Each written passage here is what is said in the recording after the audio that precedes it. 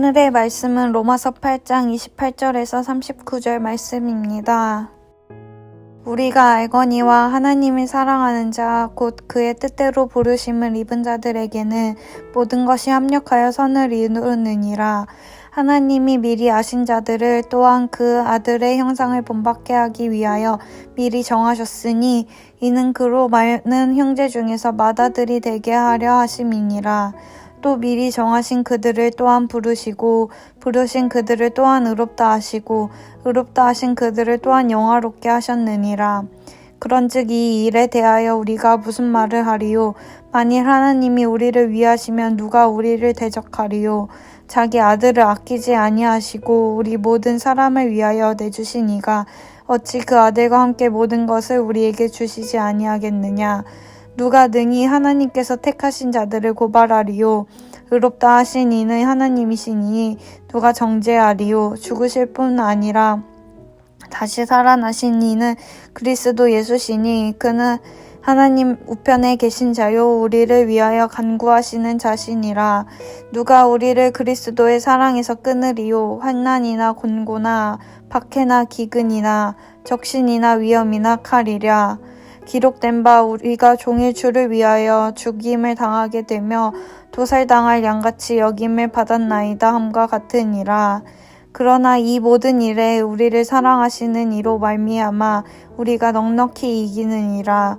내가 확신하노니 사망이나 생명이나 천사들이나 권세자들이나 현재일이나 장래일이나 능력이나 높음이나 깊음이나 다른 어떤 피조물이라도 우리를 우리 주 그리스도 예수 안에 있는 하나님의 사랑에서 끊을 수 없으리라.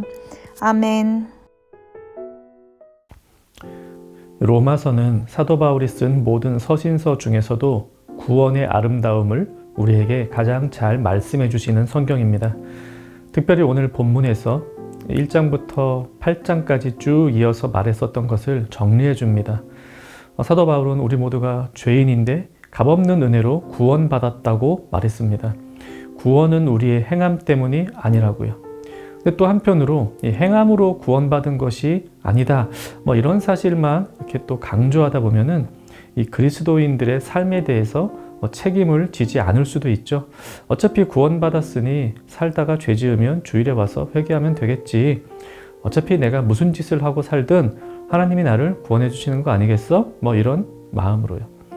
이 값없는 은혜, 우리를 의롭다 하시는 칭의의 은혜만을 강조하면 이렇게 거룩한 삶이 없는 반쪽짜리 그리스도인이 됩니다. 반대로 구원받은 자답게 살라고 죄에 머물러 있지 말고 거룩한 삶을 살라며 성화를 강조하면 우리 마음에 이런 생각이 들 수도 있습니다. 나 구원받은 거 맞아? 구원받은 사람은 이렇게 살면 안 되는 거 아니야? 이러다가 나 지옥 가는 거 아니야? 항상 불안하고 나의 구원을 의심하게 됩니다. 하나님은 항상 두려운 존재라고 여길 뿐입니다. 이 거룩한 삶, 성화의 삶을 강조하면 이렇게 값없는 은혜를 망각하여 두려움 가운데 살 수도 있게 되죠. 중요한 것은 균형입니다. 이제 앞선 모든 내용들을 정리하면서 오늘 본문에서 칭의와 성화 사이의 균형을 어떻게 이룰 수 있을지 이 구원의 여정을 우리에게 말씀하고 있습니다.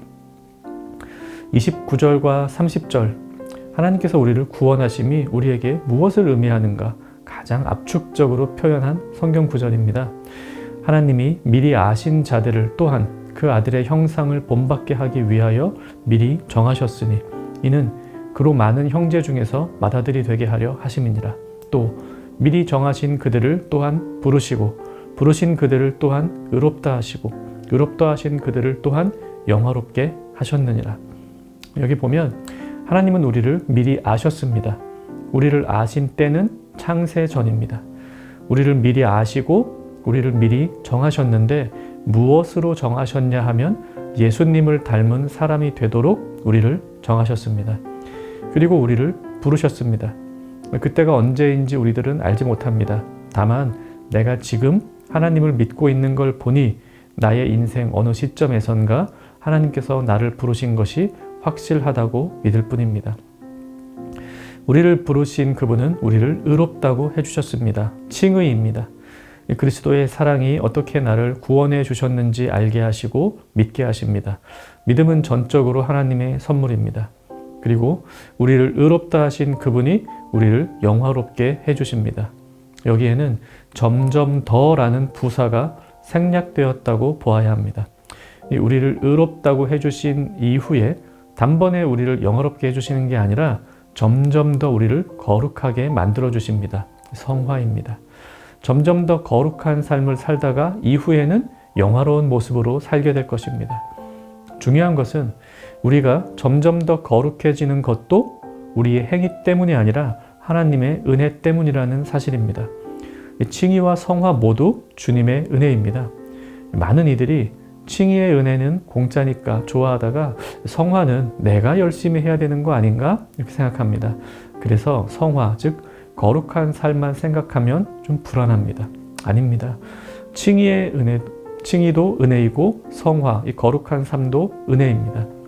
하나님께서 우리를 거룩한 삶으로 인도하시고 거룩하게 살도록 도우십니다. 이 모든 과정, 즉 하나님이 우리를 미리 아시고 미리 정하시고 부르시고 의롭다 하시고 영화롭게 해주시는 전 과정을 구원이라고 부릅니다. 구원은 단회적인 사건이 아닙니다. 우리는 이렇게 생각할 때 많죠. 나 그때 내가 하나님 믿기 시작했어. 그러니까 나 그때 구원받았어. 그런데 아닙니다. 내가 그때 하나님을 믿기로 선택한 것이 아니라 하나님께서 세상을 창조하기 전부터 나를 그리스도 안에서 선택해 주셨습니다. 그리고 우리 인생 어느 시점에서 구체적으로 우리 인생에 개입하시어 우리를 불러주신 거죠. 그렇게 지금 이 시점까지 하나님은 우리를 그리스도의 은혜로 의롭다고 해주시면서 동시에 조금씩 우리를 그리스도 닮은 거룩한 사람으로 만들어 가십니다. 그렇게 우리의 구원을 완성해 가고 계십니다.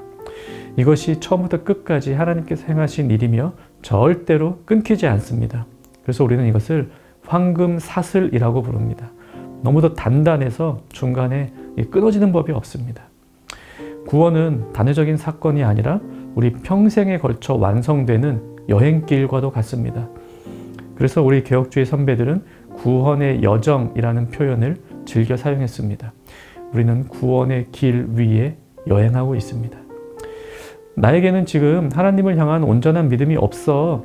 나는 그분을 의심하고 있어. 이렇게 생각하는 분들도 마찬가지입니다. 그런 의심과 회의의 시간을 거칠 때에도 교회 안에서 고민하게 하시고 기도하게 하시면서 우리를 구원의 길 위에서 인도해 주시는 겁니다. 우리 하나님은 한 번 선택하신 우리를 절대 버리지 않으십니다. 그것이 성경이 우리에게 주시는 약속입니다. 이것을 믿으십시오. 하나님께서 아시고 정하셔서 구원의 여행길에 올리신 사람은 끝까지 하나님께서 책임지시고 그 여행길을 마칠 수 있도록 도우십니다. 29절과 30절을 통하여 이것을 우리에게 말씀해 주십니다. 자, 그렇게 하고 나니까 31절이 이렇게 시작합니다. 그런즉, 즉 하나님께서 우리를 이렇게 사랑하시어 우리를 선택하시고 끝까지 우리의 구원을 완성해 주실 것인즉 31절 그런즉 누가 우리를 대적하리요 33절 그런즉 누가 우리를 고발하리요 34절 그런즉 누가 우리를 정죄하리요 내 지금의 모습 때문에 내가 속으로 하는 의심 때문에 내가 어젯밤 지은 죄 때문에 지난 주일에 예배에 안 간 것 때문에 하나님의 구원이 끊어질까 두려워하거나 스스로 책망하지 마십시오. 외부의 정죄와 판단에 흔들리지 마십시오. 우리를 향한 구원의 사슬은 단단합니다. 끊어지지 않습니다. 지금 이 순간에도 하나님은 구원의 길 위에서 우리를 구원의 여정 끝까지 인도하고 계십니다. 말씀 생각하며 기도합시다. 값없는 은혜로 나를 불러주신 하나님의 칭의의 은혜에 항상 감격하게 하옵소서. 또 어떠한 일에도 끊어지지 않는 하나님의 구원을 믿고 감사하며 살아가게 하옵소서. 오늘 하루도 구원의 길 위를 걸으며 하나님께 감사하는 청년가족 되기를 바랍니다.